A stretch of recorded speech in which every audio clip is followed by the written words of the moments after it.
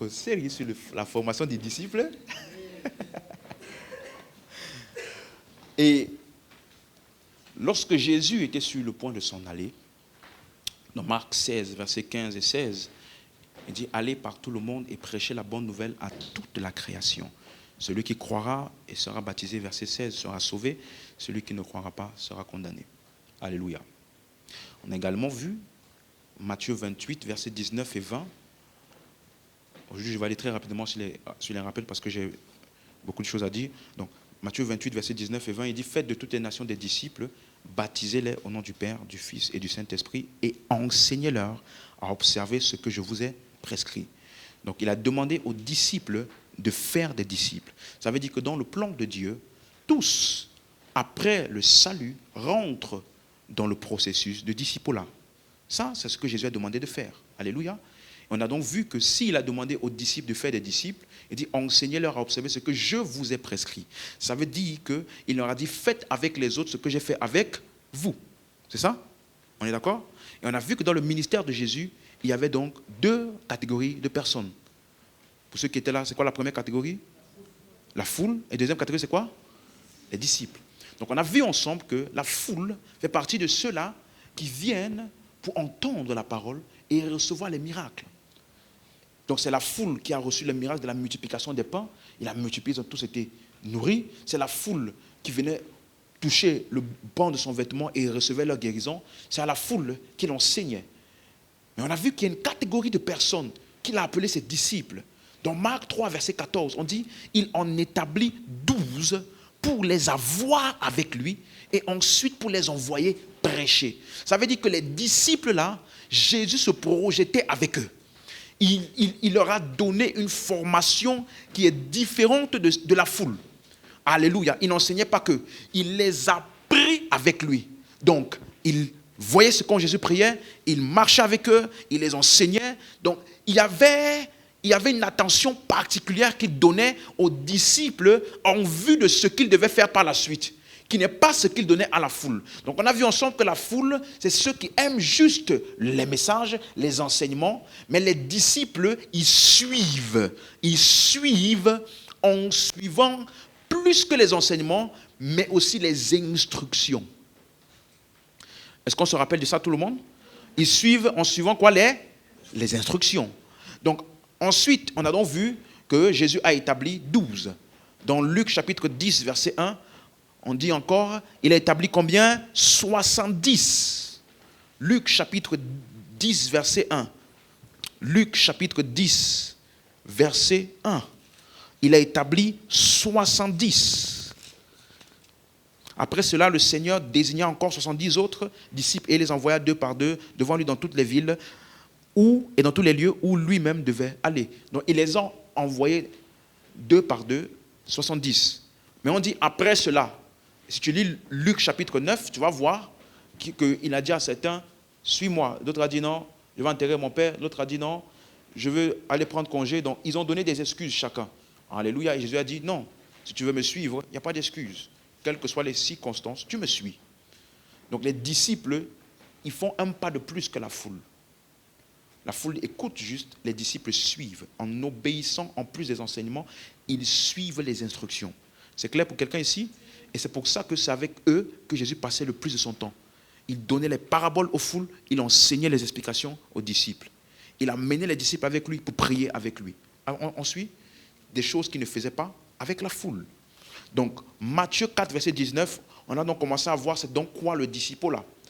Matthieu 4, 19, Jésus a dit aux disciples qu'il a vus, il a dit « Suivez-moi et je vous ferai pécheurs d'hommes ».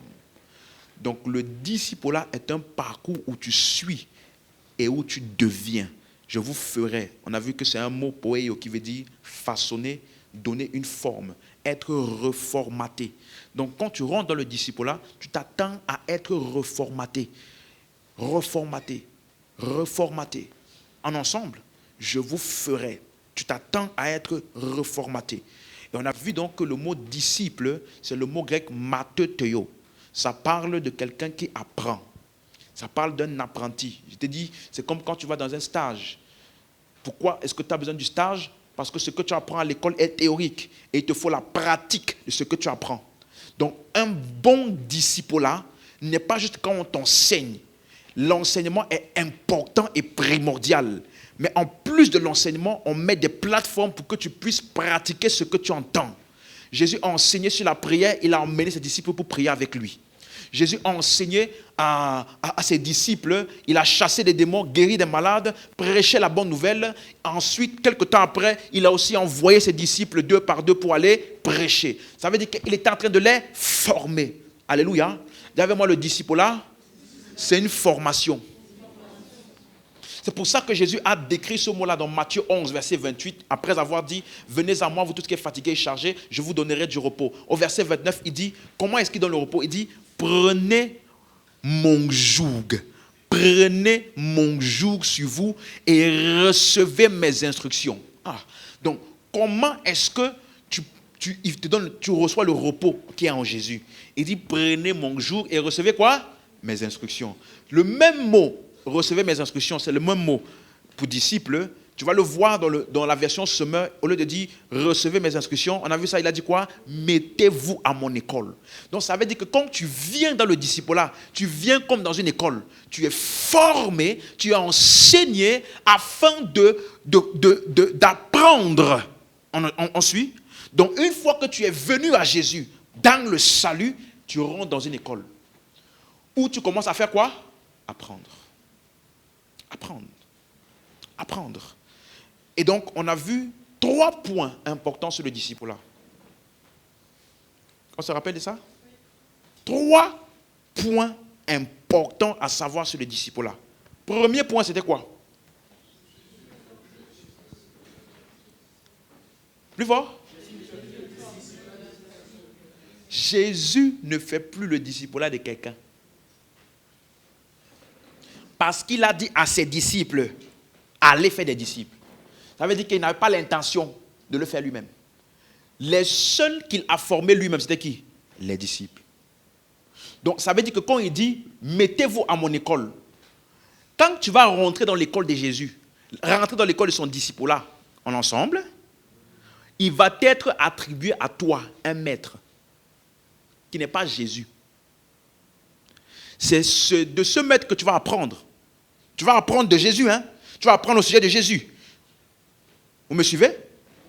Mais ce n'est plus Jésus lui-même qui fait le disciple-là. Donc, on a vu ensemble que dans la vie du disciple, d'un vrai disciple, il y a quelqu'un qu'on appelle un maître. Dans Hébreux chapitre 5, à partir du verset 11, il dit, nous avons encore beaucoup de choses à dire à ce sujet, mais vous êtes devenus lents à comprendre. Et au verset 12, il dit, vous qui depuis longtemps devriez être des maîtres, vous êtes encore des enfants. Vous avez encore besoin de lait et non pas de la nourriture solide. Et il dit au verset 13, or la nourriture solide, celui qui est au lait, n'a pas l'expérience de la parole de justice. Vous suivez? Donc, le maître est censé être celui qui a compris la parole et qui a grandi dans la compréhension, qui est devenu mature. Il a l'expérience. Le mot expérience, là, c'est un mot qui veut dire il a expérimenté, c'est du vécu. Donc, quand il t'enseigne la parole, ce n'est pas juste la théorie. Vous me suivez? Il a l'expérience de la parole. Au verset 14, il dit, la nourriture solide est pour les hommes faits, ceux dont le jugement est exercé par l'usage à discerner ce qui est bien. Donc, jugement quoi? Exercer. Ça veut dire qu'il a exercé son jugement par la parole, la pratique quotidienne de la parole, par l'usage. C'est clair pour quelqu'un?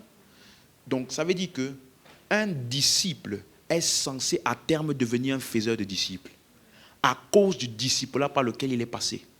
Donc, Jésus attend de toi et moi, après le salut, que nous puissions croître jusqu'à être capable d'engendrer d'autres maintenant, de former d'autres, exactement comme il a fait avec les 12.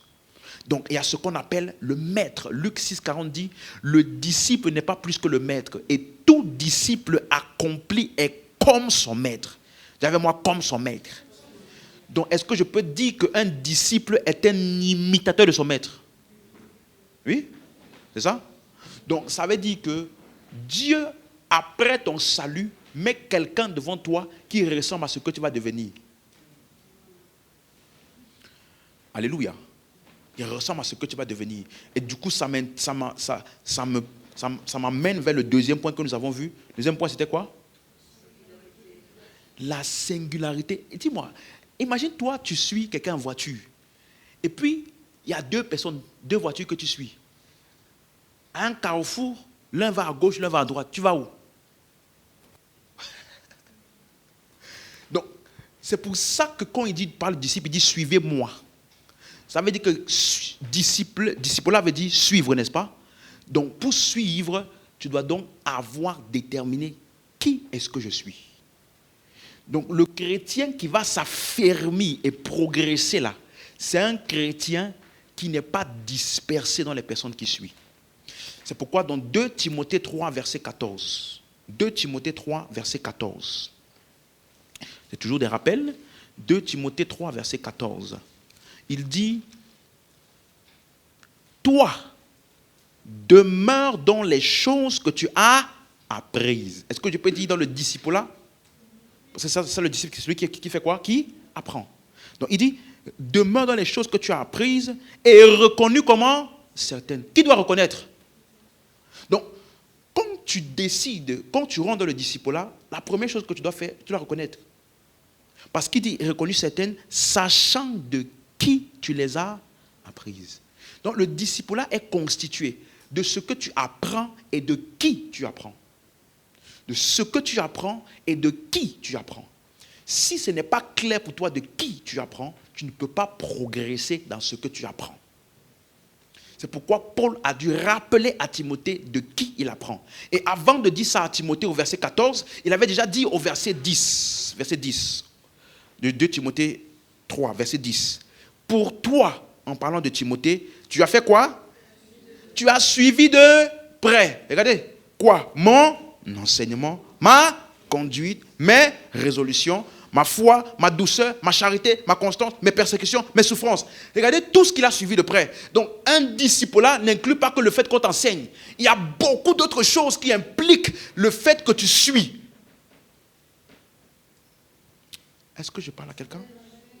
Donc, c'est pour ça que tu as besoin d'avoir une singularité de leadership. Parce que tu ne peux pas suivre de près plusieurs personnes. Or, tu ne peux pas t'approfondir dans ce que tu ne suis pas de près. Donc, à cause du fait que tu veux t'approfondir, alors tu dois suivre de près. Or, pour suivre de près, il faut identifier qui tu suis. Parce que si tu ne sais pas qui tu suis, tout est pertinent pour toi.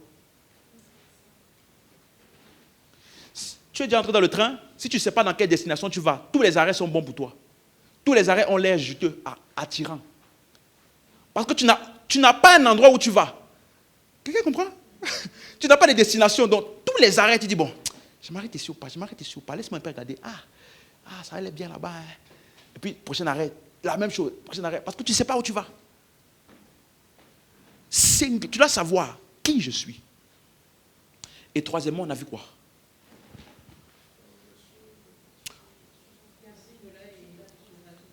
Voilà. Tu dois garder quoi? Une attitude de quoi? D'enfant. Enfant. Parce que, pour revenir vite au deuxième point, on a vu que l'église de Corinthe ne grandissait pas. Pourquoi? Parce que l'un disait, moi je suis de Paul, moi je suis d'Apollos, moi je suis de Céphas. Et Paul dit après, vous êtes charnels. Donc ils étaient charnels. Leur attitude charnelle était la conséquence de leur exposition à plusieurs types de leaders.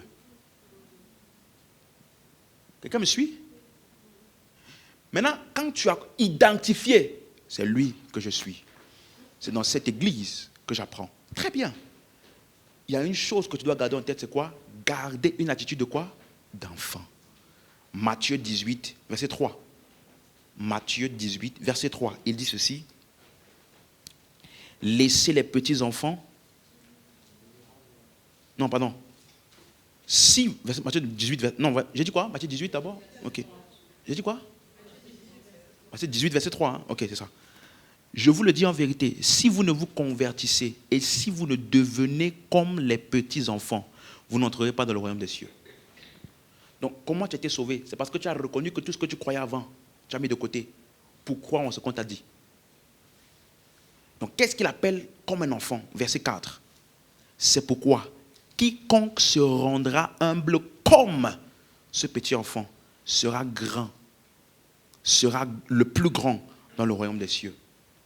Donc, la grandeur dans le royaume vient d'une attitude d'humilité. C'est-à-dire, quelqu'un qui sait qu'il a toujours besoin d'apprendre. Dès que tu penses que tu sais, tu stagnes. N'oublie pas ce que je viens de dire. Dès que tu penses que tu sais, tu stagnes. Tu stagnes. Tu peux être dans un endroit où la parole... Regardez ce que Jésus a dit dans Luc 10, 21. Regardez ce que Jésus a dit. Luc 10, verset 21. Les disciples sont venus joyeux d'avoir chassé les démons. Il a dit, ne vous réjouissez pas de ce que les démons vous sont soumis, mais de ce que vos noms sont écrits dans les cieux. Et verset 21, il dit maintenant, en ce moment même, Jésus tressaillit de joie par le Saint-Esprit et il dit, je te loue Père, Seigneur du ciel et de la terre, de ce que tu as caché ces choses aux sages et intelligents. Dis avec moi, sages et intelligents. Et de ce que tu les as révélés aux enfants. Oui, Père, je te loue de ce que tu l'as voulu ainsi. Donc Jésus vient de dire que là où la révélation est disponible, il n'y a que les enfants qui en bénéficient. Tant que il appelle ça quoi? Sage et intelligent. Ce ne sont pas des personnes, ce sont des attitudes. Toutes les personnes étaient frappées de l'enseignement de Jésus. Des gens venaient à lui en foule. Mais les pharisiens ne l'ont pas reçu. Pourquoi? Parce qu'eux aussi connaissaient la loi. Et ne recevaient pas ce qu'il disait. C'est pourquoi il leur a dit, si vous n'êtes pas comme mes petits enfants, vous ne pouvez pas entrer dans le royaume. Vous allez rester avec votre connaissance erronée. On me suit? On me suit? Ça veut dire que pour progresser dans le royaume de Dieu, suis-moi, tu as besoin de garder cette attitude-ci. Chaque fois que je viens devant la Bible, je ne considère pas que je connais. Moi, personnellement. Il y a des passages que je connais, hein. Je vais les relire comme si je ne les connaissais pas. Je vais réécouter les enseignements de mon pasteur comme si je ne les connaissais pas. Chaque fois, renoter, noter. Il y a des attitudes qui te permettent de progresser continuellement. Si tu perds ces attitudes-là et que tu considères déjà, je connais déjà, quel que soit ce qui est disponible dans ce qui t'est dit, hein, tu ne recevras pas la révélation qu'il y a dedans. On peut t'enseigner sans que tu n'aies de révélation. Parce que tu n'arrives pas à voir et à saisir le message qui est dans ce qu'on te dit. Donc tu as l'information qui vient à tes oreilles. Mais ça ne produit pas la révélation en toi. Est-ce que quelqu'un comprend? Attitude d'enfant. Donc aujourd'hui maintenant, je vais pousser un peu plus loin. Une fois que tu as compris que 1, tu as besoin d'un maître. 2, tu as besoin d'identifier qui est ton maître. Et 3, tu gardes la bonne attitude pour apprendre. Maintenant, il faut donc comprendre qu'une fois que je suis dans un processus de discipulat, quelles sont les plateformes ou les outils qui vont être utilisés pour me discipuler? Tu me suis? À quoi est-ce que je vais m'attendre une fois que je rentre dans un discipulat? À quoi m'attendre? Quelles sont les choses, les outils qui vont être utilisés pour mon discipulat? Quelqu'un me suit? Tu vois, j'essaie de faire ça le plus pratique possible pour que tu comprennes que, quand il y a ça, on est en train de me discipuler. Ça veut dire qu'on est en train de me discipuler. Ça veut dire qu'on est en train de me discipuler. Tu comprends maintenant? Donc, une fois que je suis dans un cadre où on fait de moi un disciple, quelles sont les différentes choses auxquelles je suis exposé pour un bon discipulat? 3 plateformes que mon maître, mon leader, va utiliser pour me discipuler. 3 plateformes. Première plateforme, l'enseignement de la parole. L'enseignement de la parole. Quelqu'un qui dit qu'il me discipule, mais ne m'enseigne pas la parole, ne me discipule pas. Ça commence pas d'abord par les choses que tu fais, ça commence par les choses qu'on t'enseigne.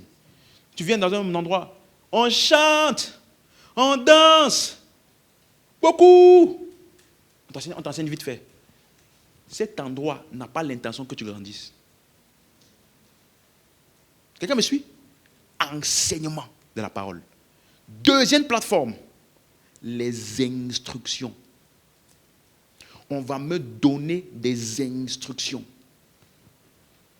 Ça veut dire, dans ce que je vais entendre dans les enseignements, il y aura des choses que j'aurai à faire. Jésus a dit des choses à faire à ses disciples. Allez, 2 par 2. Il a dit à Pierre, on ne se réjouit pas de ça. On se réjouit plutôt de ça. Qu'est-ce qu'il est en train de faire? Instruire, corriger. Tu savez moi? Il y a des instructions. Troisième chose, l'exemple. L'exemple. Donc, en même temps, je t'explique comment on va te discipuler. En même temps, je t'explique comment tu es censé discipuler quelqu'un. Tu vas enseigner la personne. Tu vas aussi lui donner des instructions. Prie. Tu as prié hier? Tu n'as pas prié? Non, tu dois prier. Tu me suis? Donne les instructions. Troisièmement, qu'est-ce que tu vas faire? Tu vas exemplifier ce que tu enseignes. On me suit? On va voir tout ça en détail. C'est clair? J'exemple. C'est-à-dire, si je veux que tu pries, je vais avoir une vie de prière. Si je veux que tu enseignes la parole, que tu évangélises, je vais évangéliser. Si je veux que tu marches selon l'amour, tu pardonnes, tu gardes le calme, la patience, la douceur, je vais exemplifier ça. C'est une des manières par lesquelles on influence. C'est pour ça que je t'ai dit, on ne fait pas le discipulat à distance. Jésus les a pris pour les avoir avec lui. Pour qu'ils voient aussi l'exemple de ce que Jésus enseignait en lui. Quelqu'un me suit? Les 3 plateformes, je reprends. Le premier, c'est quoi? Enseignement. Deuxièmement, c'est quoi? Instruction. Troisièmement, c'est quoi? Exemple. Dans instruction, là, il y a correction. On va te corriger. On va dire non, c'est pas bon. Plutôt comme ça. Ah, tu me suis? Tout ça, c'est ça les instructions. Maintenant, aujourd'hui, je vais juste me focaliser sur l'enseignement. Est-ce que Jésus a enseigné? Est-ce qu'il a fait un bon discipulat vu des enseignements? On va voir ça. Tu me suis? Tu me suis? Jean chapitre 7, verset 15. Regardez ce qu'il dit. Le discipulat par l'enseignement de la parole. Jean 7, verset 15. Les Juifs s'étonnaient, parce que, Romains 9, verset 14, vers le milieu de la fête, Jésus monta au temple et il enseignait. Jean 7, 14. Jésus monta au temple et il enseignait. Verset 15. Les Juifs s'étonnaient, disant, comment connaît-il les Écritures? Lui qui n'a point étudié, c'est le mot matéteo. Lui qui n'a point étudié. La version Martin dit, vu qu'il ne les a point apprises. Donc, c'est pour ça que je t'ai dit qu'un bon enseignant, c'est un bon étudiant. Un bon enseignant, c'est un bon étudiant. On dit comment il est aussi précis dans son enseignement, mais on ne l'a pas vu étudier, parce qu'il y avait des écoles des rabbins là-bas, où tous ceux qui devaient être des docteurs de la loi et autres, ils passaient par là. Vous me suivez? Ils disent, on le voit enseigner, mais on ne l'a pas vu passer par l'endroit où les gens étudient. Alléluia. Donc, quand tu es dans le processus du discipulat, ça va se voir premièrement par ton niveau de connaissance et de compréhension des Écritures. Un disciple, il progresse dans sa compréhension des Écritures. Je reprends. Un bon disciple, il progresse. Ça veut dire que les enseignements qu'on te donne là, ça produit en toi une meilleure quoi? Compréhension. On voit que des questions qu'on te pose, des sujets auxquels tu es exposé, tu sais répondre. Tu sais expliquer des concepts à partir des Écritures. Donc, quelqu'un me suit? Donc, le discipulat, c'est une plateforme dans laquelle on t'enseigne les Écritures. Et la plateforme de l'enseignement des Écritures est une plateforme indispensable. Regardez ce qu'il dit, Hébreux 13, verset 7. Plusieurs textes. Hébreux 13, verset 7. Je vais lire dans la version second 21, parce que dans ta version, Louis second, il y a un concept qui n'est pas bien mentionné. Il dit, souvenez-vous de vos conducteurs. Souvenez-vous de quoi? Donc un chrétien a dans sa vie quelqu'un qu'on appelle quoi? Quelqu'un me suit? Donc quelqu'un me dit, non, je suis conduit par l'Esprit de Dieu. Oui, un des moyens par lesquels l'Esprit de Dieu te conduit, c'est à travers ton conducteur. Quelqu'un me suit? Oui. Donc, vos conducteurs qui vous ont fait quoi? Annoncer la parole de Dieu. Considérez quelle était la fin de leur vie et imiter leur foi. Donc, une des activités d'un conducteur vis-à-vis de ses disciples, c'est quoi? Il leur annonce, il leur enseigne quoi? La parole. Donc, le disciple apprend de son conducteur par l'enseignement de la parole, l'enseignement des Écritures. On va t'enseigner comment lire, on va t'enseigner comment comprendre la parole, afin que toi aussi tu sois en mesure d'enseigner à d'autres personnes. 2 Timothée chapitre 2, verset 2. 2 Timothée chapitre 2, verset 2. 2 Timothée chapitre 2, verset 2. Et ce que tu as entendu de moi, en présence de beaucoup de témoins, confie-le à des hommes fidèles qui soient capables de l'enseigner aussi à d'autres. 2 Timothée 3, verset 14. 2 Timothée 3, verset 14. C'est toujours Paul qui parle à Timothée. Toi, demeure dans les choses que tu as apprises et reconnues certaines, sachant de qui tu les as apprises. Donc il dit, demeure dans ce que tu as appris. Or, ce que tu as appris là inclut quoi? Verset 15. Dès ton enfance, tu connais quoi? Les saintes écritures. Donc, parmi ce qu'il a appris, c'est quoi? Il y a quoi? Les saintes écritures, qui peuvent te rendre sage à salut par la foi en Jésus-Christ. Toute écriture est inspirée de Dieu et utile pour enseigner, pour convaincre, pour corriger, pour instruire dans la justice. Verset 17. Afin que l'homme de Dieu soit accompli et propre à toute bonne œuvre. C'est clair maintenant? Donc, la plateforme du disciple-là est une plateforme dans laquelle tu vas être enseigné. Enseigner quoi? Les Écritures. Pas le business, pas la politique, non, les Écritures. On me suit? On me suit? Donc, quand Jésus a dit à ses disciples dans Matthieu 28, verset 19, Matthieu 28, 19, allez, faites de toutes les nations quoi? Des disciples. Le verset 20, il explique comment? Enseignez-leur. Enseignez-leur. Donc, une des manières, une des plateformes de comment on fait un disciple, c'est quoi? Enseignez-leur. Donc, laisse-moi te donner quelques mots importants à savoir sur l'enseignement. Le mot enseigner ici, c'est un mot grec qui veut dire didaskalia. Didaskalia. Comme ça s'écrit D-I-D-A-S-K-A-L-I-A. Didaskalia. Ça veut dire un ensemble de connaissances, un ensemble de croyances, un ensemble d'explications. Un ensemble de croyances, de connaissances et d'explications. Didaskalia. Donc, il y a plusieurs mots dérivés au mot didaskalia. Tu as le mot didaskalos. Didaskalos. Ça parle de l'enseignant. Celui qui enseigne. Didaskalos. Tu as didaché. Didaché. C'est l'explication en elle-même. Elle dit comment les concepts sont expliqués. La manière d'expliquer. On me suit? Je reprends didaskalia, le corps, un ensemble d'enseignements, de vérités, de croyances. Didaskalos, c'est l'enseignant, celui qui enseigne. Didaché, c'est la manière d'explication. Donc, ça parle de comment la chose est expliquée en elle-même. Didaché.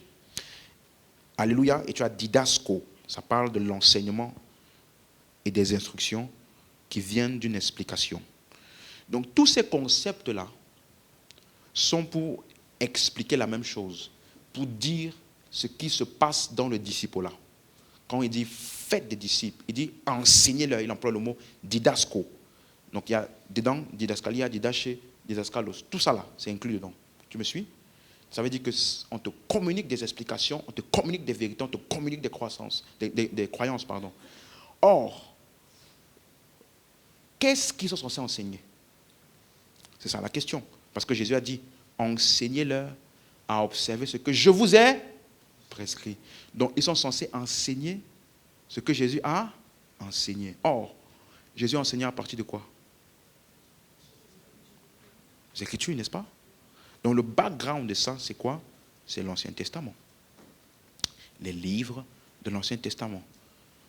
Donc, quand tu vas lire Matthieu, Marc, Luc et Jean, non, quand tu vas lire juste Matthieu, Marc et Jean, quand ils vont donner les dernières instructions de Jésus, tu vas penser que ça a duré 3 minutes. Qu'il a juste dit, allez prêcher, enseigner. Tu peux penser ça quand tu lis juste ces livres-là.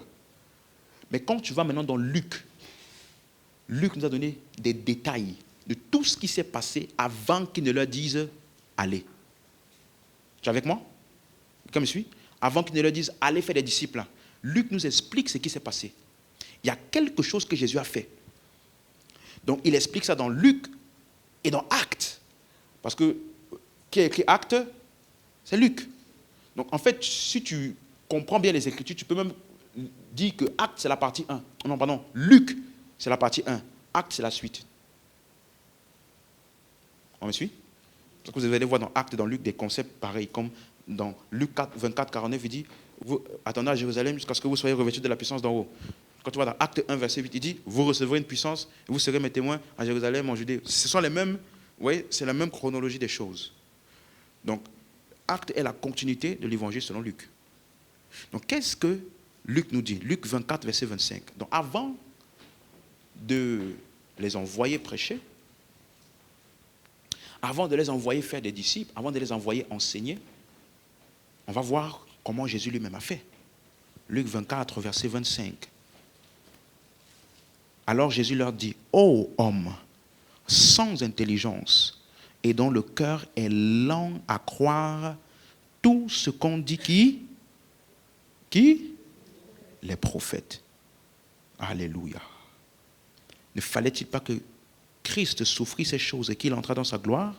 Et commençons par Moïse et par tous les prophètes. Il leur expliqua dans toutes les Écritures ce qui le concerne. Donc Jésus a enseigné à partir de quoi? Les Écritures. Ok? Or, les Écritures ici, ça parle de quel livre? Des livres de l'Ancien Testament. On me suit? Plus tard encore, quand il a rencontré maintenant les 11, verset 44, puis il leur dit, c'est là ce que je vous disais lorsque j'étais encore avec vous, qu'il fallait que s'accomplisse tout ce qui est écrit de moi. Où? Dans la loi de Moïse, dans les prophètes et dans les psaumes. Verset 45, alors il a ouvert l'esprit afin qu'ils comprissent les Écritures. Est-ce que je peux dire qu'il est en train de faire leur disciple-là? Il est en train de bien leur donner le message, leur enseigner ce qu'ils doivent enseigner après? Est-ce que je suis en train de dire ça? Donc, Jésus a pris le temps de les enseigner, de les emmener dans les Écritures pour qu'ils comprennent. Donc, avant l'instruction d'aller faire des disciples, qu'est-ce qu'il a fait? Il a pris le temps de les enseigner. Et quand tu lis Acte 1, verset 3, on dit que ça a duré combien de jours? 40 jours. Imagine-toi, un séminaire qui dure 40 jours. Non, imagine-toi un peu. Il y en a qui ont fait juste 1h30, 2h déjà. Il n'est plus trop là. Imagine-toi, 40 jours. Où tu viens, on ne te parle pas de tes problèmes, on ne te parle pas de ta vie, on te parle du sens des Écritures. Tel verset veut dire ça. Quand il parlait de ça, ça parlait de telle personne. Quand il parlait d'adoption, ça parlait d'Abraham là-bas. Vous voyez ce qu'on a fait là? Pendant 40 jours. Quelqu'un comprend? Dis à ton voisin, c'est ça le disciple-là. On t'enseigne comment lire et comprendre les Écritures. Quand on te fait un bon disciple-là, tu es capable de prendre ta Bible sans trembler. Et tu sais de quoi ça parle. Tu es capable de parcourir les Écritures de manière cohérente. Ce n'est pas flou pour toi. Parce qu'on a pris le temps de t'enseigner concept, précepte après précepte. Tu es avec moi? Donc il leur dit dans Luc 24, 25, ô homme sans intelligence. La version anglaise dit insensé. Ça veut dire que des fois dans le disciple, tu vas recevoir des paroles dures. Insensé. C'est un mot anoétos. Ça veut dire quelqu'un qui n'utilise pas son intellect de la bonne manière. Ce n'est pas une insulte. On décrit, ça veut dire que quand tu pars dans les Écritures, ton intellect ne fonctionne pas bien pour naviguer les Écritures là. Tu es insensé.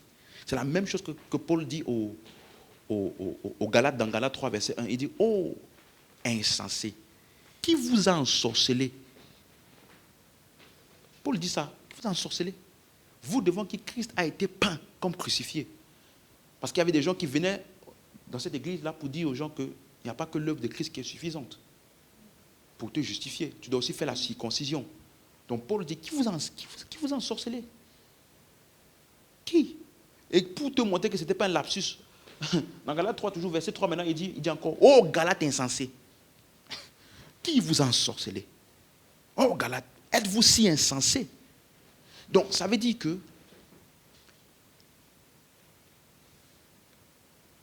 il a bien établi le fait que c'est important pour toi que ton intellect soit engagé de la bonne manière quand tu parcours les Écritures. Parce que tu peux lire les Écritures de manière insensée. Quelqu'un avec moi? C'est pour ça qu'on dit que Jésus a dû quoi? Il leur expliqua. Luc 24, 27. Commençons par Moïse et par tous les prophètes. Il leur expliqua dans toutes les Écritures ce qui le concernait. Et le mot expliqua, en grec, c'est le mot diermenouo. Diermenouo. Dier, donc D-I-E-R, meneuo, M-E-N-E-U-O. Donc il a diermenouo. Le mot diermenouo, quelqu'un va demander, mais pourquoi on donne le mot grec? Parce que Jésus ne parlait pas en français. C'est tout. Si tu veux comprendre ce que Jésus voulait dire, des fois la traduction condense les explications et du coup tu ne saisis pas le sens propre de ce qu'il voulait dire. Quand on dit, il leur expliqua là, c'est le mot diermenouo en grec. C'est composé de deux mots. Dia, ça veut dire à travers, parcourir à travers. Dia. Et le mot hermeneuo, ça veut dire donner le sens, interpréter. Donc, en fait, on dit que Jésus est allé à travers tout l'Ancien Testament et il a donné le sens de chaque chose. Donner le sens de chaque chose. La signification de tout ce qu'il y avait dans l'Ancien Testament. Tu es avec moi? Vous me suivez? Donc Jésus a parcouru les Écritures avec eux pour leur donner le sens de ce que ça voulait dire. Voici ce qui se passe dans le disciple-là. On prend la Bible et on t'explique d'abord la Bible. On ne t'explique pas ta vie. On ne t'explique pas tes problèmes. On t'explique d'abord la Bible. Parce qu'il y a beaucoup de gens qui veulent toujours. En quoi est-ce que ça s'applique à moi? Suis-moi. Tu ne peux pas appliquer ce que tu n'as pas d'abord compris. Et c'est à cause du manque de ça que beaucoup de personnes prennent n'importe quel verset pour appliquer n'importe comment dans n'importe quel type de contexte et ils pensent qu'ils appliquent les Écritures. Avant d'appliquer, il faut d'abord comprendre ce qui était dit. Amen. Or, pour comprendre, il faut que tu ailles dans le sens de ce qui était dit pour comprendre ce que ça voulait dire. Donc, verset 27, il dit, il leur expliqua dans toutes les Écritures ce qui le concernait. Donc, qu'est-ce qu'il a expliqué? Verset 26 nous dit quoi? Ne fallait-il pas que le Christ souffrit ces choses et qu'il entra dans sa gloire? Et quand tu vois le mot entrer là, c'est le mot eisekomai. Eisekomai. C'est un mot qui veut dire quand tu entres dans un endroit pour la première fois. Quand il dit par exemple dans Romains 5, verset 12, par un homme le péché est entré dans le monde. Il n'y avait pas de péché avant ça. Vous me suivez? Donc quand on dit entrer, ça veut dire c'est quelque chose que tu entres dans un endroit où tu n'as jamais été avant. Donc les gens qui pensent que Jésus, il était dans un trône quelque part. Il est venu sur la terre, il a accompli son œuvre, et puis il a fini, il est reparti sur son trône. Entré là, après ces souffrances-là, il est entré dans sa gloire. La gloire dans laquelle il est entré là, c'est quelque part où il n'a jamais été avant. Quelqu'un me suit? Il n'a jamais été là avant. Donc, il est entré dans sa gloire. Bon, pour ne pas que tu commences à voyager, il est parti où? Non. Reste avec moi. Hein? Ça parle simplement du fait qu'il est devenu le premier-né d'une famille où Dieu habite en chacun. Ça, il n'avait pas ça avant. On va voir ça. Dis à ton voisin, rendez-vous séminaire. La gloire. Il est entré dans sa gloire.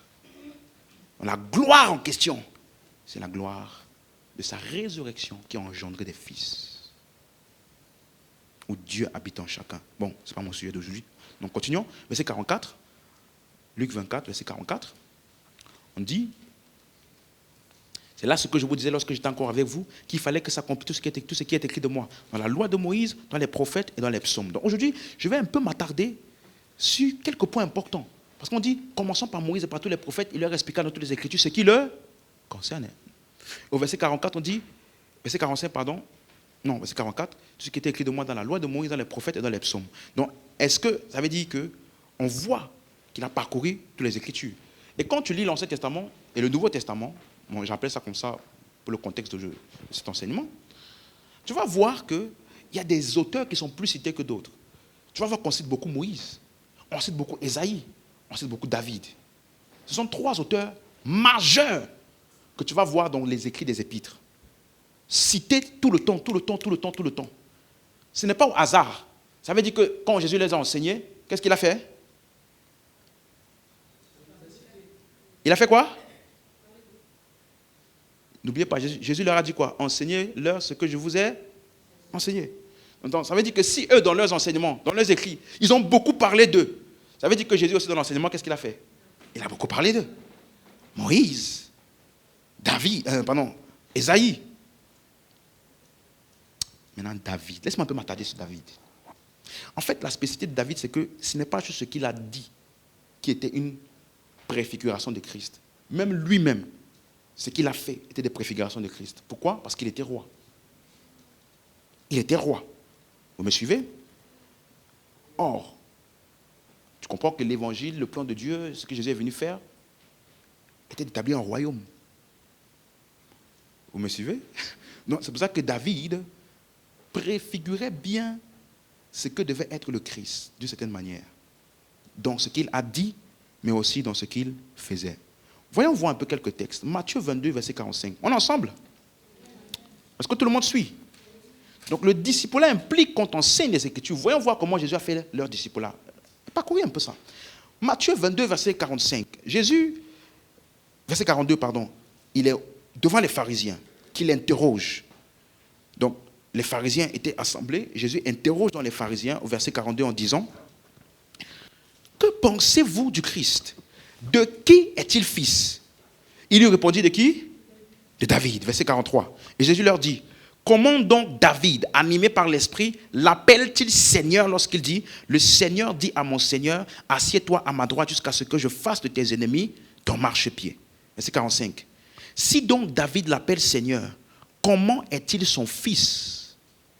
Verset 46. Nul ne put lui répondre un mot, et depuis ce jour, personne n'osa plus proposer des questions, lui poser des questions.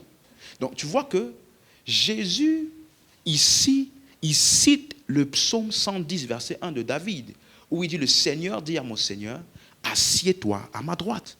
Et ça, c'est un des textes qui est le plus cité dans tous les épîtres, par presque tous les auteurs, à part peut-être Jacques, qui ne l'a pas dit comme ça, mais tout, Paul a parlé de ça, Pierre a parlé de ça, même dans Actes des Apôtres, ils ont tous parlé de ça.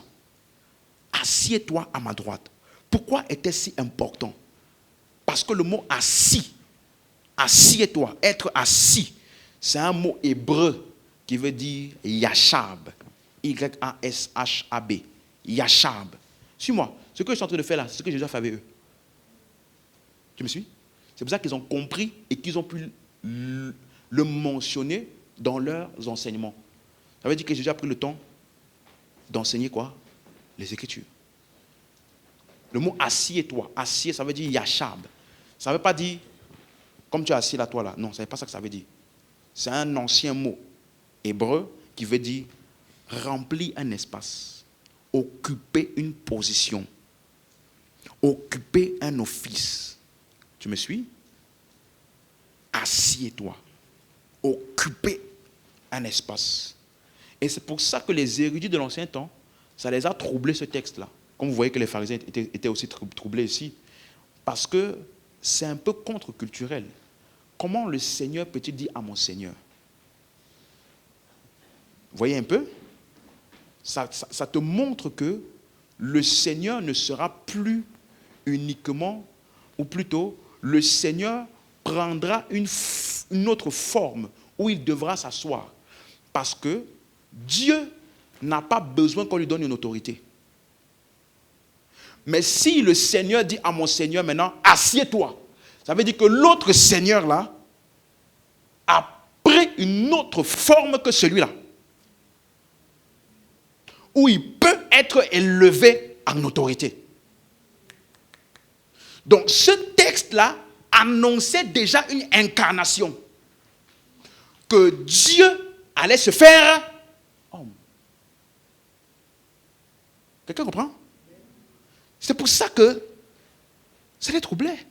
Parce que quand il dit « assieds-toi à ma droite », quand on parle de droite, ça ne veut pas dire côté droit. Non. Le mot droite là, dans le langage ancien, ça veut dire quelqu'un à qui je lègue toute mon autorité. Ça veut dire que quand quelqu'un occupe ta droite, on ne te voit plus. C'est lui qu'on voit à l'œuvre. Quelqu'un comprend? C'est plus toi qu'on voit, c'est lui qu'on voit à l'œuvre. Il occupe maintenant ta droite. C'est un peu imagé, pas exactement, mais comme lorsque Joseph a quitté la prison, Pharaon lui a dit maintenant, je te donne tout mon royaume. Tu gères tout. La seule chose qui te sera pas permis, c'est mon trône et ma femme. Mais sinon, toutes les décisions, toutes les activités, c'est toi qui gères tout. Donc il lui a tout confié. Donc celui qu'on voyait aux manœuvres, aux commandes, à tout, c'était qui? Joseph. Quelqu'un comprend maintenant? Donc, assieds-toi à ma droite. Et c'est le Seigneur qui dit à son Seigneur. Ça te montre déjà que ce Seigneur-là va donc probablement être élevé après avoir été abaissé. Donc ça parlait déjà de ce que Christ allait faire. Vous comprenez maintenant?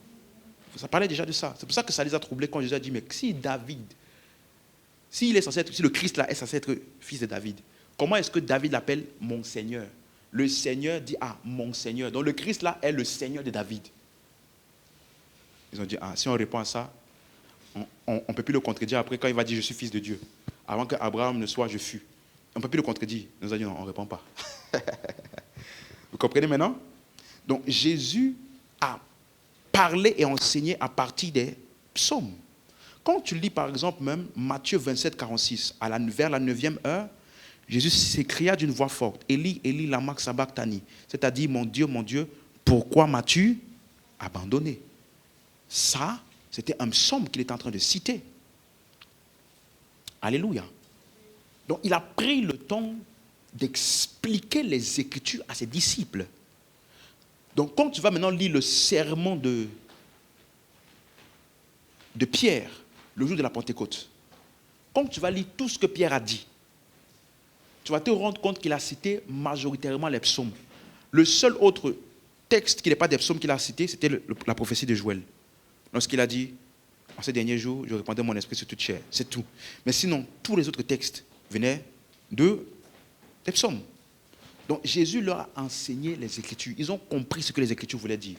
Parce que durant toute sa vie, il a marché selon les Écritures. Lorsqu'il, à la croix, il a dit par exemple, j'ai soif. Il est en train de faire quoi? Accomplir une Écriture. Lorsqu'il a dit tout est accompli, qu'est-ce qu'il est en train de faire? Accomplir une Écriture. Donc on voit l'Ancien Testament exposé dans ses enseignements et dans ce qu'il a fait. Quelqu'un me suit? Quelqu'un me suit? Laissez-moi vous montrer un exemple. Acte 2, verset 22. S'ils ont bien suivi l'enseignement de Jésus, est-ce qu'en lisant ce qu'ils ont écrit, on peut savoir ce que Jésus leur a dit? Oui? Ok. N'oublie pas, hein, je suis en train de t'expliquer ce qui se passe dans le disciple-là. Il y a des longs moments où on t'enseigne les Écritures. On prend le temps, texte après texte, verset après verset, pour que tu puisses être capable non seulement de comprendre, d'assimiler les Écritures, alléluia, et de le communiquer à d'autres. Acte 2, verset 22. Homme israélite, écoutez ces paroles. Jésus de Nazareth, cet homme à qui Dieu a rendu témoignage devant vous par les miracles, les prodiges, les signes qu'il a opérés par lui au milieu de vous, comme vous le savez vous-même, cet homme, verset 23, livré selon le dessein arrêté et selon la préscience de Dieu, vous l'avez crucifié, vous l'avez fait mourir par la main des impies. Verset 24. Dieu l'a ressuscité en le délivrant des liens de la mort parce qu'il n'était pas possible qu'il fût retenu par elle. Jusqu'ici, il donne seulement des narrations. En ensemble. Maintenant, verset 24, verset 25. Car, on dit Dieu l'a ressuscité parce qu'il n'était pas possible que les liens de la mort le retiennent. Pourquoi? Car, verset 25, il commence maintenant.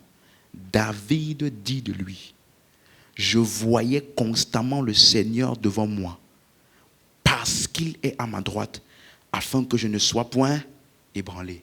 Ça, c'est le psaume 16, verset 8. Tu vois? Pierre est en train de prêcher à partir de quel texte? Les psaumes. D'après toi, il a appris ça où? Hein? Donc, est-ce que Jésus leur a expliqué l'œuvre de la croix à partir des psaumes? Hein? Oui. De telle sorte qu'ils sont capables de dire que Jésus est mort, il était ressuscité, de la même manière que David avait annoncé déjà. Je voyais le Seigneur. Aïe, aïe, aïe. Parce qu'il est à ma droite, je ne suis point ébranlé. Maintenant, regardez les versets. Donc, tout ce que je vais lire là, c'est le psaume 16, hein, verset 8 jusqu'au verset 11. Il est en train de citer. Aussi, mon cœur est dans la joie. Dis vraiment, mon cœur est dans la joie. David parle de qui ici? Hein? Hey. Relisons verset 25. La première partie du verset dit quoi? Non, verset 25, j'ai dit. David dit de qui? Lui là, c'est qui? Hein? Tout le monde est d'accord? David a en train de parler de qui? De Christ? On est d'accord? Donc quand il dit je voyais le Seigneur constamment devant moi, de qui parlait-il? C'est clair? Ok. Je voyais le Seigneur constamment devant moi, parce qu'il est à ma droite, je ne suis pas ébranlé. On parle de qui? Verset 26. Aussi, mon cœur est quoi? On parle de qui? On parle de qui ici? Pierre est en train de lire le psaume de David pour expliquer qui? David dit de lui, que vous ne comprenez pas quoi? Suivez-moi, du verset 25 jusqu'au verset 28, c'est une retranscription mot pour mot du psaume 16. C'est clair? Donc là, il est en train de lire le psaume 16, mais il est en train de dire que le psaume 16 là, ça parlait de qui? On est ensemble? Donc, David dit de Christ, je ne serai pas ébranlé, verset 26, aussi mon cœur est dans la joie. Ça parle de qui? Le cœur de qui était dans la joie? Merci beaucoup.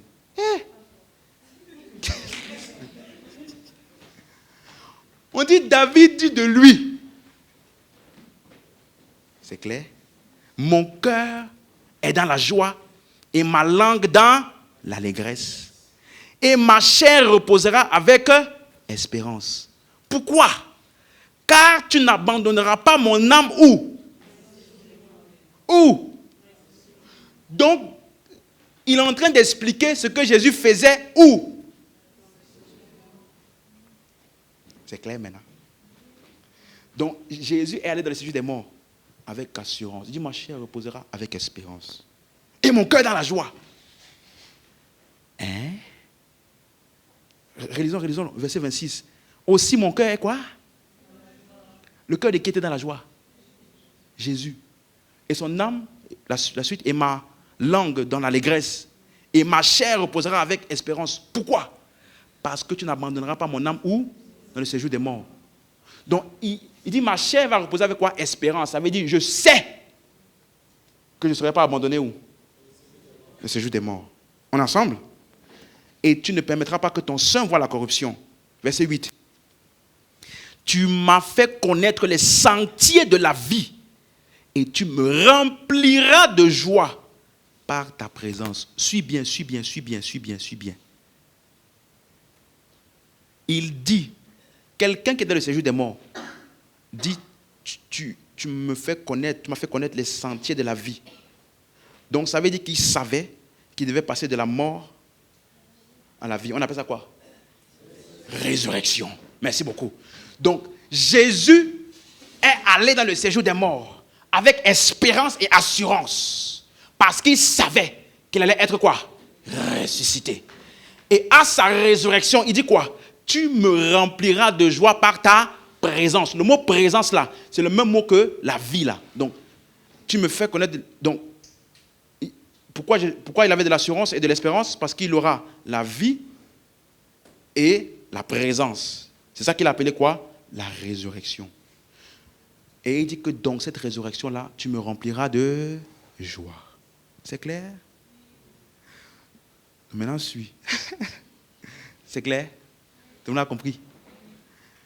Donc, est-ce que Jésus est descendu de celui des morts avec la peur? Hein? Pourquoi? Hein? Il avait déjà l'espérance. L'espérance, ce n'est pas l'espoir. Hein? J'espère, Seigneur. Non, l'espérance, c'est une assurance d'un fait futur. On dit que nous, les croyants, nous avons l'espérance de la gloire ou de la glorification. Parce qu'on sait que notre corps mortel sera glorifié. Ce n'est pas peut-être. C'est un fait, c'est sûr. Donc quand il dit avec espérance, ça veut dire qu'il savait qu'il n'allait pas être laissé dans le séjour des morts et qu'il allait quoi? Ressusciter. C'est ça qu'il appelait par ta présence. Et il dit, tu me rempliras de joie. Donc il y a deux joies ici. Suis-moi. C'est une parenthèse. Il y a deux joies ici. Deux joies. Lisez, verset 25. Non, lisons d'abord le verset 28. Tu me rempliras de joie par quoi? Futur ou présent? Donc il parle de la joie qui vient de la manifestation de son espérance, qui est la résurrection. Hein? Mais il y a une autre joie. Au verset 26. Il dit aussi quoi? Est présent ou futur? Mon cœur est dans la joie et ma langue quoi? Et ma chair reposera avec quoi? Espérance. Pourquoi? À cause de ce que tu feras. Je serai ressuscité. Donc Jésus faisait quoi en enfer?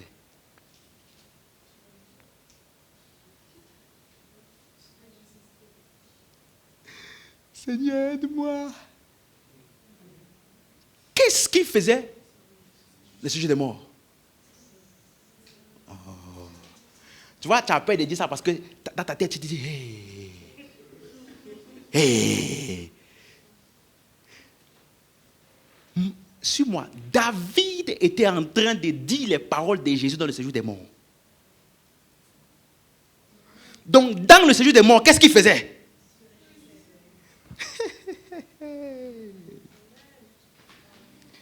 Si Jésus peut se réjouir en enfer,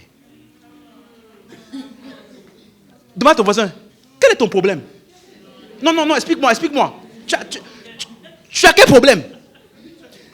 Est-ce que tu as un problème qui est pire que l'enfer? Non, explique-moi. Suis-moi. Il ne s'est pas réjoui à cause de l'enfer.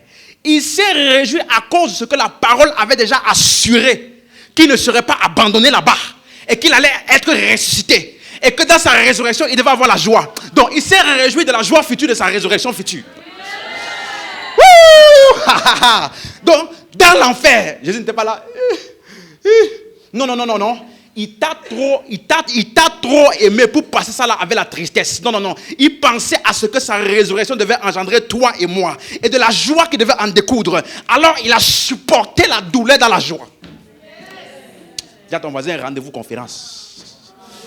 Dis à ton voisin, rendez-vous conférence. Je ne peux pas entrer là-bas maintenant. Ça n'a pas le temps. Suis-moi. Ça veut dire que le chrétien, il n'a aucune raison de ne pas être joyeux. Même dans le trouble. Parce qu'il a confiance en ce que Dieu a dit et fera. Il se réjouit de ça. Et quand la chose arrive, il se réjouit encore de ce que la chose qu'il arrive là est arrivée.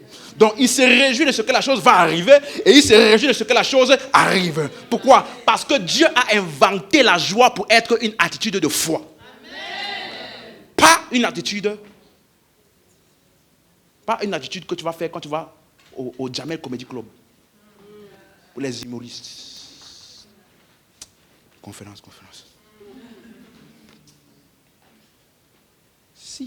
Si Jésus peut se réjouir, dis ça à ton voisin. Dans le séjour des morts, tu n'as aucune raison de ne pas te réjouir quelle que soit ta situation.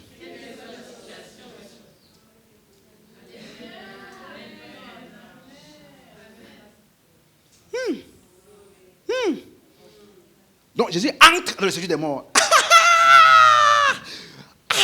Il y a la douleur, il y a la souffrance, bien évidemment. Mais ce qu'il sait de ce qui va émerger de cette souffrance-ci, le fait endurer ça avec joie. Mon cœur est dans la joie et ma langue dans l'allégresse. Pourquoi?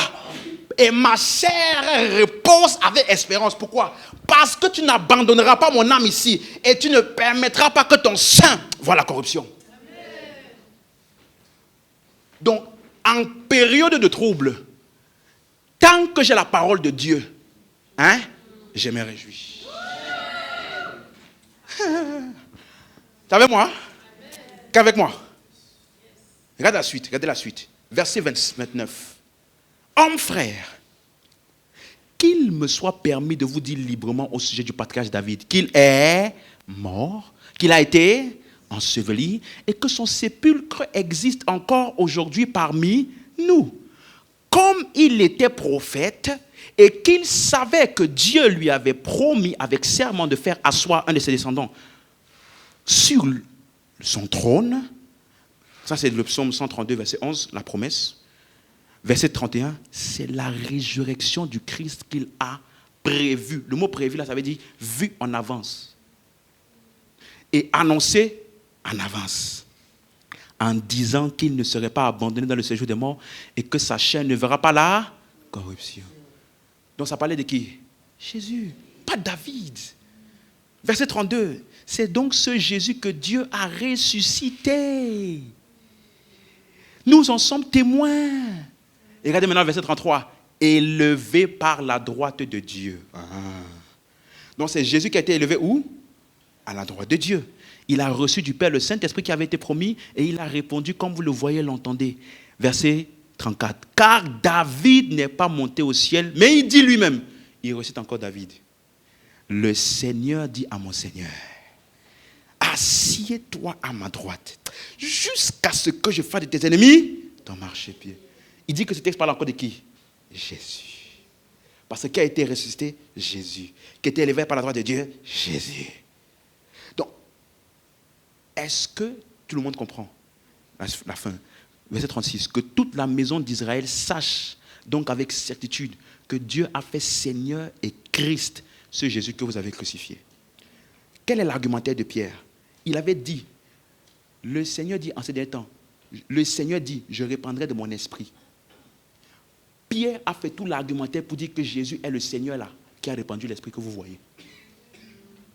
Donc tout son argumentaire était pour prouver que le Christ là, qui est le Seigneur là, devait mourir, être enseveli, ressusciter, être à la droite de Dieu et à la droite de Dieu, répandre l'esprit. Donc pour prouver que Jésus est le Seigneur en question, il a fait tout l'argumentaire. Sachez maintenant que c'est ce Jésus là qui a été fait quoi? Seigneur et Christ. Donc c'est lui qui a répandu l'esprit. Quand vous voyez tous les gens qui sont ici à Pentecôte là, en train de parler en langue. Donc, le Joël 2 là, je répandrai de mon esprit. Je là, c'est mis pour qui? Jésus.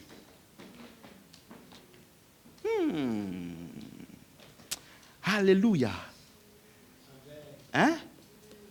C'est ce qu'il explique. Qui est le Seigneur? Qui a été fait Seigneur? Donc, le Seigneur qu'il a dit dans Joël 2, je répandrai de mon esprit sur toutes tes chairs, et tous vos fils, vos filles prophétiseront, et après la fin, quiconque invoquera le nom du Seigneur sera... Le Seigneur, là, il vient t'expliquer, ça parle de qui? Jésus. Donc, il est en train de dire que ce que vous voyez là, c'est la preuve que Jésus est ressuscité, qu'il est à la droite du Père et qu'il a répandu l'Esprit. Donc, tout chrétien qui néglige les manifestations de l'Esprit là, il est en train de priver Jésus, de prouver qu'il est toujours assis à la droite. Parce que c'est lui qui est le Seigneur, qui a répandu l'Esprit. Alléluia. Donc, tout ce que on voit que Pierre a fait. Pierre a cité les Écritures. Il a appris ça où?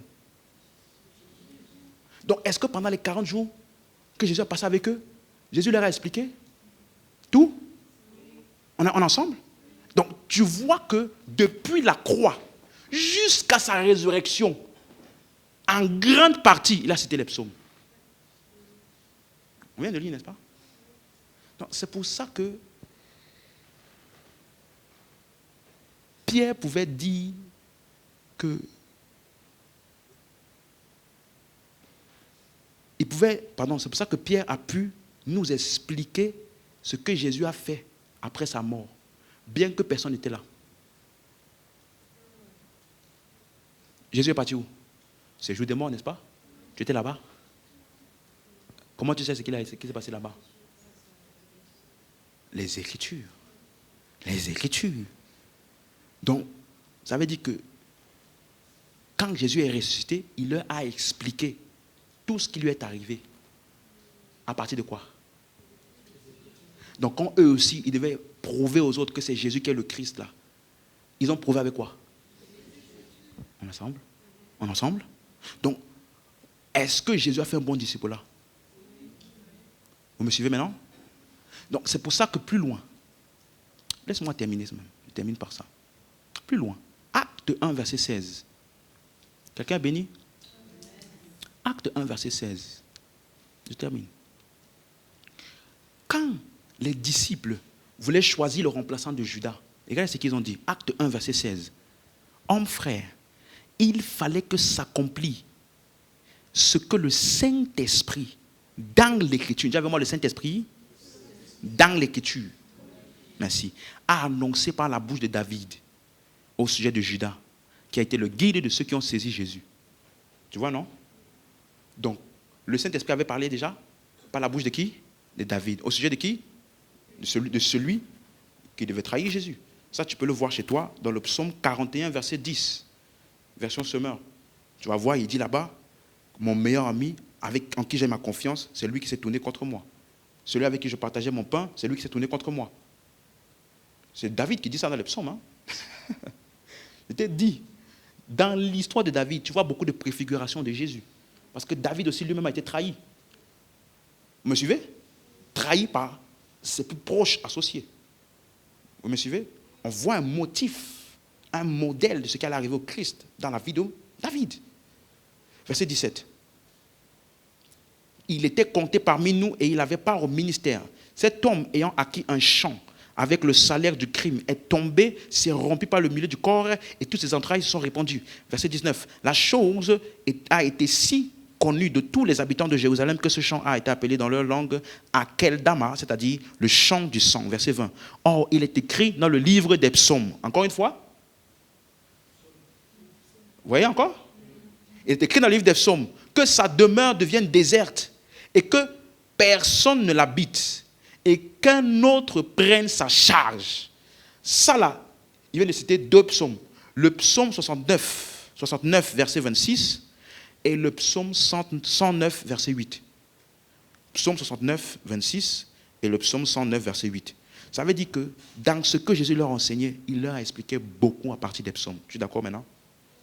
Donc, ces disciples ont suivi la même chose. Donc, Jésus leur a expliqué, il leur a enseigné comment interpréter l'Ancien Testament. On est d'accord? On est d'accord? Ça veut dire que dans l'apprentissage qu'il a donné à ses disciples, il leur a appris comment est-ce qu'on étudie et on comprend l'Ancien Testament. Est-ce qu'on est d'accord? Il leur a donné une leçon sur comment l'Ancien Testament doit être compris. C'est pour ça qu'on dit, il dit dans Luc 24, 44, c'est là que ce que je vous disais, qu'il fallait que ça s'accomplisse, ce qui est écrit de moi dans la loi de Moïse, dans les prophètes, dans les psaumes. Il a parcouru ces livres-là avec eux. Et dans leurs enseignements, tu revois qu'ils mentionnent ces livres-là parce qu'ils ont eu la compréhension. Dans Acte 13, verset 32, Acte 13, 32, tu vois la même chose. Paul, maintenant plus tard, il arrive sur la scène. Et son premier enseignement dans Acte 13, verset 32, son premier enseignement après qu'il a été consacré, quand on a dit mettez-moi à part pour les Barnabas, dans Acte 13, verset 32, Acte 13, 32, il dit ceci, et nous vous annonçons cette bonne nouvelle, que la promesse faite à nos pères, Dieu l'a accomplie pour nous, leurs enfants, en ensemble, en ressuscitant Jésus. Vous voyez ça? La promesse faite à nos pères, je suis dans Acte 13, verset 32. Acte 13, 32. Nous vous annonçons cette bonne nouvelle. Verset 33. La promesse faite à nos pères, Dieu l'a accomplie pour nous, leurs enfants, en faisant quoi? En ressuscitant Jésus, selon ce qui est écrit où? Dans le psaume 2e. Est-ce que Paul mentionne encore le psaume? C'est écrit quoi? Tu es mon fils, je t'ai engendré aujourd'hui. Verset 34. Et qu'il est ressuscité des morts, de sorte qu'il ne retournera pas à la corruption. C'est ce qu'il a déclaré en disant. Il l'a mis pour David. Donc c'est ce que David a déclaré encore en disant: je vous donnerai les grâces saintes promises à David, ces grâces qui sont assurées. Bon, ça, tu peux le trouver dans Ésaïe plutôt, Ésaïe 55, verset 3. Verset 35. C'est pourquoi il dit encore: tu ne permettras pas que ton sein voie la corruption. Ça, c'est ce que Pierre a cité aussi, n'est-ce pas? Est-ce que Paul cite le même verset que Pierre tout à l'heure? Oui. Tu ne permettras pas que ton sein voie la corruption. La suite. Or, David, après avoir en son temps servi au dessein de Dieu, est mort, a été réuni avec ses pères et a vu la corruption. Donc ça ne parlait pas de David. Vous suivez, non? Verset 37. Mais celui que Dieu a ressuscité n'a pas vu la corruption. Sachez donc, hommes frères, que c'est par lui que le pardon des péchés est annoncé. Et que quiconque croit est justifié par lui de toutes les choses dont vous ne pouviez être justifiés par la loi de Moïse. Donc la plupart des choses, vous allez les lire dans les psaumes de David. Amen, amen. Ce qu'il a dit, ce qu'il a vécu. Donc quand il a dit, tu es mon fils, aujourd'hui je t'ai engendré, ça c'est dans le psaume 2, verset 7. L'auteur de Hébreux aussi, il cite le même verset dans Hébreux 1, verset 5. Donc les épîtres sont remplis de ces textes-là qui annonçaient le Christ. Et donc tu vois, quand on parle de psaumes, est-ce que vous savez que ce sont des chansons? Ce sont des chansons que David chantait, ok? Et qu'est-ce qu'on a retenu? Suis-moi bien. Qu'est-ce qu'on a retenu des chants de David? Parce que pour une bonne partie d'entre eux, tu vas voir psaume de David à tel, psaume de David à tel. Donc, généralement, ils prenaient les paroles et ils donnaient aux musiciens pour que les musiciens jouent. Ce n'était même pas lui vraiment le musicien. Mais qu'est-ce qu'on a pris de ces chansons? Pas les mélodies. Jusqu'à aujourd'hui, on ne sait pas quelles étaient les mélodies. Tu connais les mélodies? Non. Mais qu'est-ce qu'on a tiré de ces chansons? Les paroles. Les paroles prophétiques qui annonçaient le Christ. On a retenu ni les chansons, ni la chanson, ni le rythme. Donc, parce que souvent, plusieurs personnes, lorsqu'elles viennent à l'église, elles aiment juste la musique. Elles aiment la qualité du son. Elles aiment le rythme, la bonne tonalité. L'église n'est pas un centre de divertissement. Alléluia. Mais dans David, là, qui était un chantre, comme on les appelle aujourd'hui, la chose qu'on retient, ce sont les paroles inspirées qui étaient contenues dans ces chants.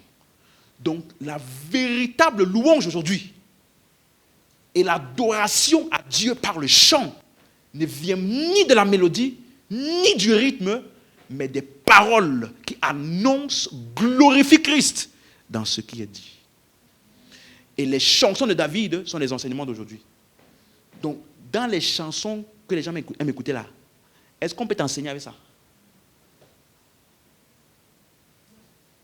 Tu vois? Alléluia. C'est ce qui est dit. Pas, je sens Dieu. Ce sont tes émotions. Ce sont tes émotions. Souvent, pour certains là, c'est les émotions. Alléluia. Les paroles.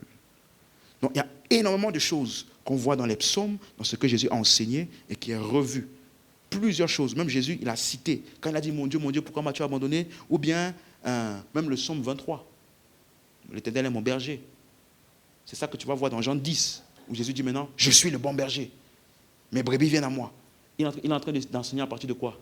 Psaume 23. Est-ce que c'est clair? Donc je termine par ça. Une partie donc primordiale, intégrale, importante et indispensable de ton disciple-là consiste à ce qu'on t'enseigne quoi? Les Écritures. Que dit les Écritures? On t'explique ce que ça veut dire. On t'assoit, ça prend du temps. Verset après verset, texte après texte, pour que tu puisses comprendre les Écritures. Tu es capable de lire les Écritures et tu es capable de les enseigner à d'autres. Pourquoi? Parce que tu as compris. Donc, quand quelqu'un te disciple, attends-toi à ce qu'on parcourt les Écritures avec toi. Pas juste ce que tu as envie d'entendre, hein? Toutes les Écritures. Toutes les Écritures. Donc, la plateforme numéro 1 des disciples-là, c'est quoi? L'enseignement des Écritures. Est-ce que Jésus l'a fait avec ses disciples? Est-ce qu'il a bien fait? Est-ce qu'on l'a retrouvé en plus tard dans les enseignements des disciples? Ok, on peut se lever. On va continuer dimanche. Les autres plateformes. C'est clair? Alléluia. Dis avec moi au nom de Jésus. Dis avec moi au nom de Jésus. Je m'attache aux enseignements. Et je valorise les enseignements des Écritures. Car elles sont une partie intégrante de mon discipulat. Et plus je progresse en compréhension des Écritures. Au nom de Jésus, dis ceci, je refuse d'avoir une écoute sélective. Mais je suis un disciple affermi qui suit en suivant les enseignements. Au nom de Jésus, amen. C'est clair? Alléluia. Donc tu dois aimer l'enseignement. Si tu n'aimes pas les enseignements, tu n'as pas pour objectif d'être disciplé. Amen. C'est clair? Ok. Élève juste la main, tu rends grâce à Dieu. Tu lui dis merci pour ce que tu as compris et entendu. Père, nous te rendons grâce. Merci pour ce soir. Merci pour cet enseignement. Tout ce qui a été dit. Merci pour la compréhension qui a été communiquée. Et que chacun puisse comprendre la place et l'importance des enseignements pour que nous puissions progresser dans la connaissance de la vérité. Au nom de Jésus. Amen.